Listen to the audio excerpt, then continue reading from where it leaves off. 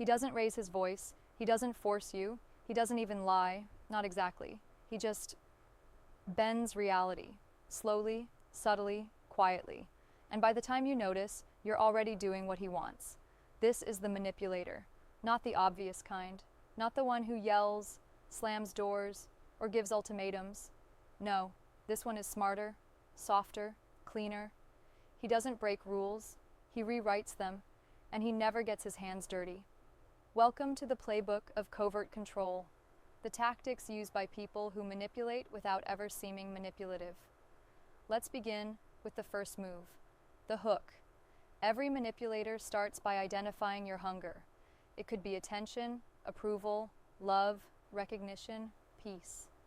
Whatever you deeply want, they offer.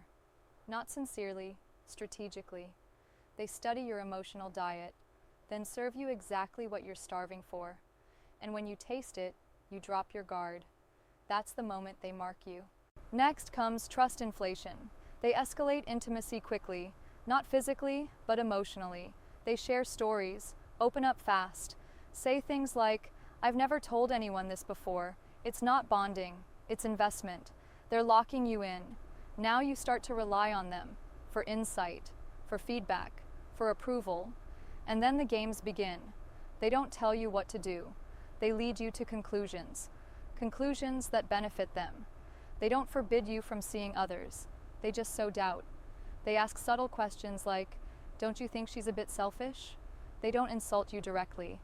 They give compliments with a twist. You're brave to wear that. Most people wouldn't. It's always 2 steps forward, 1 step back.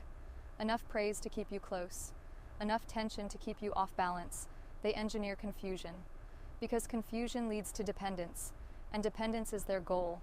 Let's go deeper. One of the most powerful tactics in the manipulator's playbook is gaslight lighting. The low-level denial of your perception. Just enough to make you question yourself, but not enough to confront. You say, "That felt off." They say, "You're probably just tired." You raise a boundary. They say, "Why are you so sensitive today?" It's not an attack, it's corrosion. They don't need to break your walls. They just chip at the edges until the whole thing collapses. Another tool, manufactured guilt. They do something small for you, then weaponize it. They listen to your story once, then use it to silence your complaint. "I was there for you when you cried. Now you're accusing me of this?"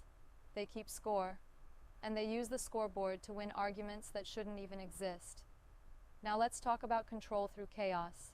Sometimes they disappear, go silent, delay responses, cancel plans last minute. It's not because they're busy, it's to keep you uncertain. Because when someone gives you attention inconsistently, your brain becomes addicted. It chases the high and ignores the red flags. This is called intermittent reinforcement, a principle from behavioral psychology that explains how casinos and slot machines hook people for life. Manipulators do the same thing. You never know when they'll be sweet or distant, kind or cold. So you stay, hoping the nice version comes back. But that version was never real. Let's pause here. If this feels too familiar, it's not weakness, it's humanity. Because manipulators don't target the broken. They target the open, the trusting, the generous. And they rewrite your instincts so slowly, you forget how to listen to them. So what do? First, name the pattern. Once you recognize the moves, the spell breaks. The flattery sounds rehearsed. The guilt feels forced. The power fades. Second, track your reactions. If you constantly feel confused, anxious, drained, or lesser after talking to someone, trust that. That's data. Your nervous system is trying to warn you. Third, set hard boundaries. Manipulators will test them, push them, mock them. But every time you hold the line, you reclaim a piece of your mind.